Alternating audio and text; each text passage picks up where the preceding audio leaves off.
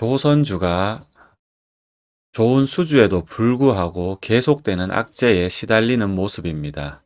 대우조선만 보더라도 한 달 만에 러시아 LNG선이 또 계약 해지되는 수순을 밟고 있습니다. 러시아와 맺은 세 척 계약 모두 계약 해지 수순을 밟고 있습니다. 러시아가 전쟁으로 스위프트망에서 퇴출당하면서 국내 조선사의 대금 납입이 불가능해지자 이로 인해 러시아와의 계약이 해지되고 있습니다. 보통 이런 경우에는 큰 악재입니다. 하지만 아이러니하게도 러시아 전쟁으로 천연가스 가격이 급등했고 이 급등한 천연가스 가격 때문에 LNG선은 오히려 더 비싸게 팔리고 있습니다. 한국조선해양 같은 경우에도 러시아 발주 LNG선이 계약 해지 후 가격을 높여 재수주하여 오히려 더 좋은 경우로 발전하는 모습을 보였습니다. 한국조선해양은 1989억 원에 계약했던 LNG선 한 척을 3141억 원에 재계약하여 더 좋은 성과를 보여주었습니다. 이렇다 보니 현재로서는 펄펄 날아야 할 조선주가 애매한 국제 정세 속에서 이러지도 저러지도 못하고 있는 모습을 보여주고 있습니다. 대우조선해양 같은 경우에는 결국 하나 쪽으로 인수하는 본계약을 체결하게 됩니다. 이것이 좋은 이유는 기존의 경영진들은 산업은행 소속으로서 산업은행의 눈치를 받아오는 모습이었습니다. 그렇기 때문에 해외 수주전에서 출혈 경쟁을 보이고 또한 이 출혈 경쟁을 보인 것을 분식 회계로 숨긴 것이 지난 대우조선의 경영 방식이었습니다. 하지만 하나로 넘어가게 된다면은 수익성 위주의 수주전과 또한 회사의 기초 체력을 높이기 위한 노력을 계속할 것입니다. 그렇기에 이번 계약 성사 조건에도 대우조선 등기이사 전원의 사임서 제출도 포함되어 있습니다. 대우조선해양이 지금껏 이렇게 펄펄 날았어야 됐는데 지금 주가 수준이 완전히 바닥입니다만 이 하나와의 인수가 분기점이 되어서 향후에는 점차적으로 기초 체력이 좋아져 주가도 좋은 모습을 보이지 않을까 싶습니다. 미국이 높은 CPI에도 불구하고 그래도 주가 폭락이 나오지 않는 이유는 고용이 뒷받침되어 주기 때문입니다. 미 실업수당 청구 건수도 5개월 만에 최대폭으로 감소한 만큼 고용시장은 여전히 견조한 모습입니다. 최근의 신문 기사를 보면은 빅테크 기업과 금융 분야에서 대량 해고가 이어지고 있지만 대부분의 다른 업종에서는 여전히 노동자 우위의 시장이 유지되고 있습니다. 그것을 증명하는 것이 구인 건수인데요. 실업자 1명당 구인 건수가 여전히 1.7명으로 한 명이 갈 수 있는 회사는 한 곳을 넘습니다.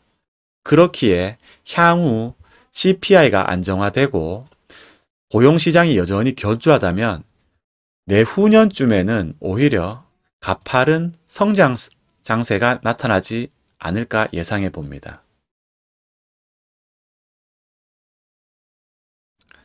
미국에서도 인플레이 정점론이 점차적으로 재확인되고 있는 모습입니다.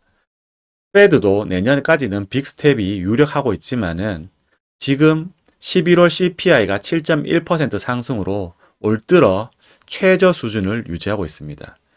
CPI가 3에서 4%대를 유지하고 금리가 2에서 3%대를 유지하게 된다면 오히려 경제 호황이 다시금 올 수 있습니다. 그렇기에 내년이 그 변곡점이 되는 해가 될 것이고요. 그 후인 2024년부터는 급격한 상승 장세가 올 것으로 예측합니다. 개인적인 생각입니다. 그리고 WTI 같은 경우에도 123달러로 최고점을 찍었던 것에 비해 현재 74달러로 고점 대비 40% 이상 하락한 모습을 보여주고 있습니다. 현재 CPI가 이만큼 하락한 것도 국제 유가의 하락이 큰 영향을 미쳤기에 향후에도 지속적인 CPI 하락이 이루어질 것으로 보입니다. 지금 국제 유가가 많이 빠졌지만 향후에는 부동산 경기가 꺾이면서 주택 임대 가격이 떨어지게 되고, 그렇게 되면은 CPI는 더 큰 낙폭을 보여줄 것입니다. 그렇기 때문에 이 CPI가 3에서 4% 수준에 유지될 때, 그리고 금리가 다시금 하락하여서 2에서 3% 선에 유지될 때에는 오히려 급격한 경기 팽창이 다시금 올 수 있습니다. 그 점 꼭 유의하시어서 내년 투자 계획 세우시길 바랍니다. 신재생 에너지 발전사의 매출이 40%나 급감한다고 합니다. 그 이유는 S&P 상한제 때문인데요. 이 기사가 11월 31일 기사인데 S&P 상한제는 12월 1일을 시점으로 발효가 되었기 때문에 지금 현재 민간 발전사는 손해가 클 것으로 보입니다. 현재 LNG 가격도 높은 수준으로 유지되고 있는 데다가 S&P 상한제가 시행되었기 때문에 전력 공급 가격이 40%나 급감하게 됩니다. 이 모두 민간 발전사가 부담해야 되는 폭이기 때문에 4분기 민간 발전사의 실적 악화는 눈에 보이는 모습입니다. 그렇기에 현재 가지고 계신 주식 중 이 S&P 가격이 중요한 요소로 있는 회사들은 회사 주가 관리를 잘 하여야 될 것 같습니다. SGC 에너지처럼 이 S&P 상한제가 주가에 큰 영향을 미치는 회사들도 많이 있습니다. 이 S&P 상한제로 인해서 40% 가까운 그 원가를 다운시켜야 되기 때문에 영업이익과 매출액 하락이 불보듯 뻔하기 때문입니다. 하지만 S&P 상한제를 3개월 연속 적용할 수 없다는 점, 그리고 도입 후 1년 후 일모를 약속했다는 점들이 그나마 위안을 주고 있지만은 이 S&P 상한제로 인한 민간 발전사들의 손실은 점차 커져 갈 것으로 보입니다. 자, 그렇다면 S&P 상한제가 큰 영향을 미치는 SGC 에너지 같은 경우에도 이러한 기사가 나오기 전부터 이미 주가는 급격하게 하락을 했습니다. 주식을 할 때 항상 선반영이란 말을 많이 하는데요.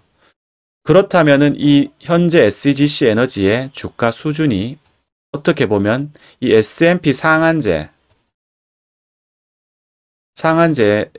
미리 주가에 선반영했을지도 모릅니다.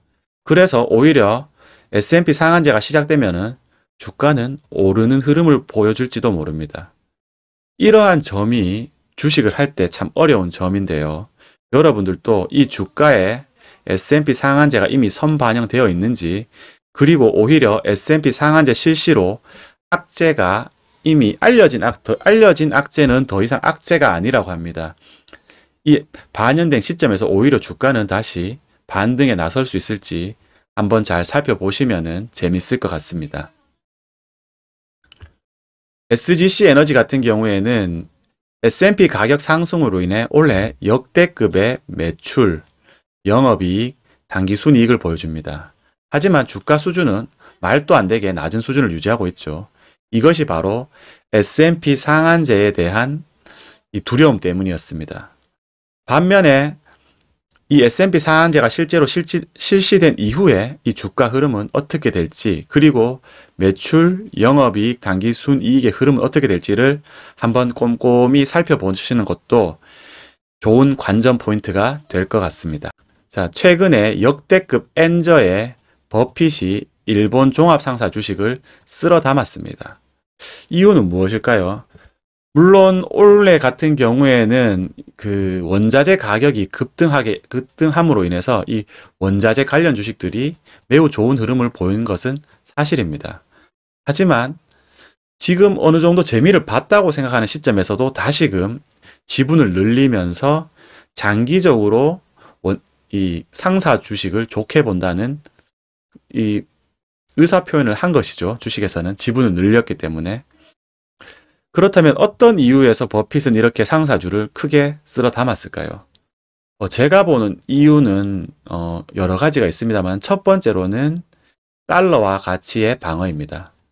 이 달러 자산이 아무래도 버핏 같은 경우에는 대부분의 달러 자산이기 때문에 이 달러가 향후에 가격이 떨어진다 보고 헤지 수단으로 이 일본의 주식을 샀을 것입니다. 더군다나 달러를 헤지하기 위해서 원자재로 헤지한다는 의미도 있습니다. 그렇기 때문에 달러를 엔화와 원자재로 헤지하겠다는 측면에서 일본의 종합 상사 주식을 샀을 것입니다. 둘째로 이 원자재 자체의 가격이 향후 좋을 것이라는 겁니다.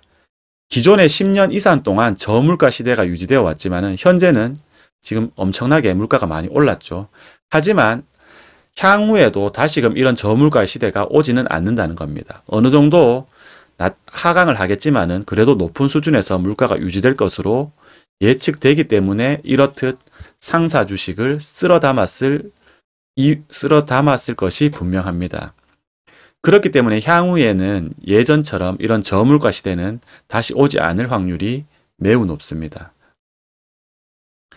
더군다나 미국은 통화를 많이 풀어서 사실상 미국 달러 값어치가 떨어져야 함에도 불구하고 전쟁 등의 이슈로 인해서 오히려 달러 가치가 급등했습니다.